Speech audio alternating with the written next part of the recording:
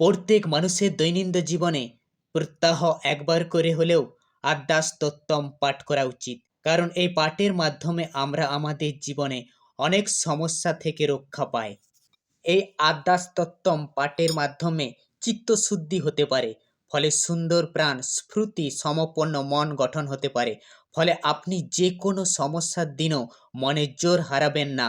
প্রাণ খুলে এই আদ্যাস্তোত্তম উচ্চারণের ফলে আপনার গৃহশুদ্ধি হয়, ফলে বাস্তুর সমস্যা নষ্ট হয়, ফলে আপনার গৃহ হইতে অশুভ দূর হয়।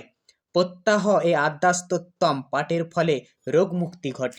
গর্ভবতী মায়েরা প্রত্যাহ এ আদ্যাস্তোত্তম পাঠের মাধ্যমে বা শোনার মাধ্যমে পুত্র সন্তান লাভ করেন। এ আদ্যাস্তোত্তম পাঠের মধ্যে শত্রু বিনাশ ঘটে।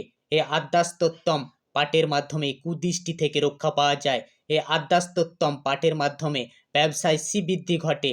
এ আদ্যাস্তোত্তম পাঠের মাধ্যমে সকল দেবদেবীকে নিজের পূজা উৎসর্গ করা যায়। এ আদ্যাস্তোত্তম পাঠের মাধ্যমে গৃহ বা ব্যবসার ক্ষেত্রে লক্ষ্মীর আগমন ঘটে।